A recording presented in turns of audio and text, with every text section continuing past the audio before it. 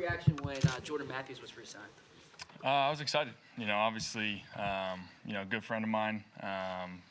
Been an exceptional teammate every year he's been here. Great player on and off the field. So very excited for him to, not only his presence on the field, but also in the locker room and everything. I think everyone's excited for that addition. What will he give you on the field? What can he do? I mean, I think first of all, he's very familiar with the offense, so that's always nice.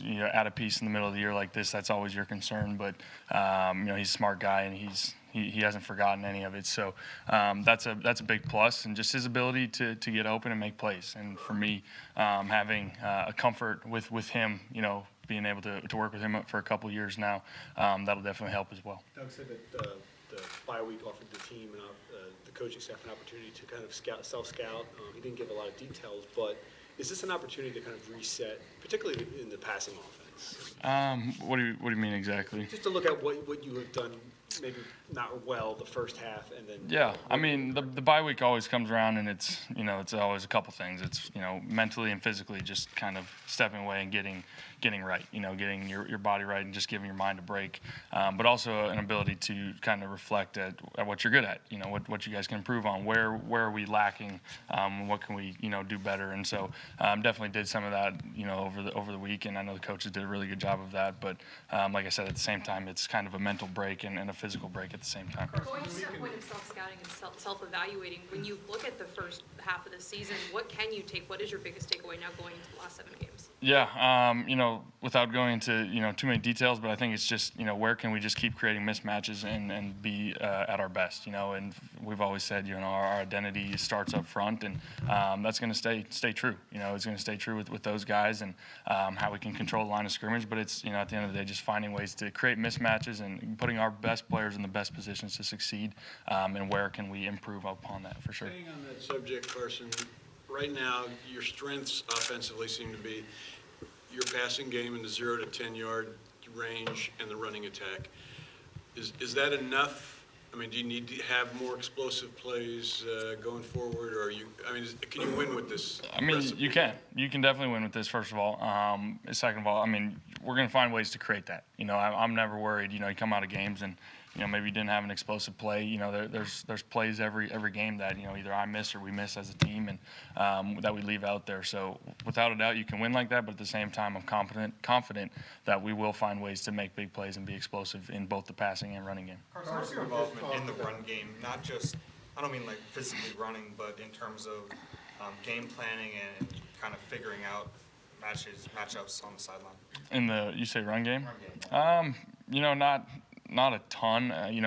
Coach Stout and the coaches do a tremendous job with the run game. Talking with Kelsey and just understanding when we like certain runs and getting in and out of plays and all of those things. Obviously, a lot more involved, but without a doubt, I'm involved in pieces of it for sure. But I trust the coaches that they put together a great game plan for that. Come a long way being around Kelsey and Stoutland for as long as you have. For sure. I mean, those two are two of the best in the business at what they do, and just picking their brains about obviously protections oftentimes, but the running game and different things like that. It's been a lot of fun to soak up a lot of knowledge from those guys. You talked about the identity starting up front. Brandon just got his extension. Yeah. Talk about him a little bit, what he means to you, and the fact that he was able to come back so quickly. I was stoked when I heard that. Obviously, Brandon's an awesome teammate, awesome guy, good friend, but a heck of a player. He is always rock solid over there, right guard. Does so many things well. So I was super excited to know he'll be here for a while with me, and he's a huge piece of that puzzle up front. Does it mean anything extra to you to finally get a chance at the Patriots to play against them on the field? Not really. No, obviously, the track record of the Patriots and who they are and where they're at, especially this season. They're one of the best in the league, and they're up there for a reason. So I'm just excited for the opportunity to go compete on Sunday against them. But is it an advantage for you that they haven't ever really faced you, or is it an advantage for them that you haven't really faced them? Neither here nor there. How about the fact you guys are coming off the bye and they are too? How much is it going to be early in the game trying to figure out what they're doing. I'm sure they're going to do the same thing with you guys. Yeah, I mean, for one, that's always kind of the mantra of the game. Hey, let's go figure out what they're trying to do to us and vice versa. But anytime you come off a bye week, you never know if teams are adding new plays or new wrinkles or doing different things. So that'll definitely be probably an added piece of the puzzle for this week. Carson, I know every week is unique in terms of what defenses give you, but what kind of trends have you picked up on the way that defenses are kind of approaching you now versus earlier in your career? It's a good question, and it's really still kind of case by case. You know, every D coordinator, every coach has a kind of different plan. You know, some weeks and some years it's they're heating us up like crazy, and other weeks they're dropping 8 like crazy, and so it's hard to say one specific thing. And I think to go back to the previous question, it's figuring that out early in the game, what they want to do each time we step on the field. Carson, obviously get to your first playoff game for you personally, and this is obviously a tough stretch. How much do you think these final 7 games and trying to get this team in the playoffs and play your first game in the playoffs will define you at this point? I mean, obviously, you know, where we're at in the season, you know, 5-4, there's a lot of football left, and a lot, you know, riding on these, especially these next couple weeks and these last 7 games. But I have a lot of confidence in this team to do something special to make a run. And, you know, all we can do is go show what we can do and go prove it on the field now. Carson, you guys have used play action a little bit more over the past few games than earlier in the season. What do you like about what that gives you? You know, I think biggest reason our running game's been so successful, you know, and being able to rely on those guys up front and the running backs to just bring the safeties up, bring, you know, the linebackers up a little bit more, and so we can take some shots, and whether that's the intermediate passing game or shots down the field, you know, just being able to run the ball always opens up that play action passing game for sure. One of the things that New England's been known to do, maybe more so than other teams, is kind of taking away your top weapons. Are you kind of prepared for that?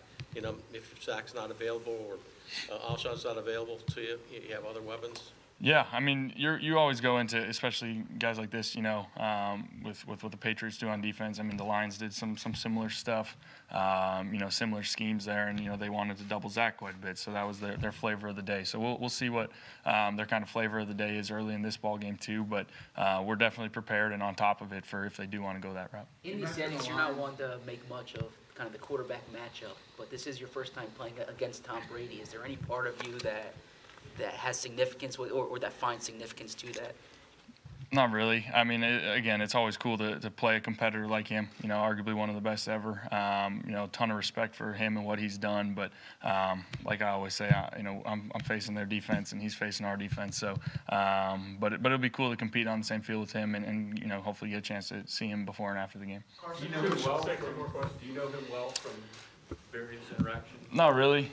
You know, been able to chat here and there, you know, when we played them and stuff, but not super well. Carson, how much at all have you looked at the Super Bowl game tape for maybe some tendencies on defense? And will you and have you even talked to Nick about, hey, some things that he saw in the moment and things like that to pick his brain to help you with this game? Yeah, I mean, that was a long time ago. You know, you know, schemes are, you know, similar, but, you know, there's plenty of players different, and, you know, they've changed their flavor a little bit here and there. So, you know, we've watched a lot of tape for this year, or last year. Shoot, I mean, that tape's in there too, but, you know, you don't put a ton of stock into it. Okay, thanks, everyone. Thank you, guys.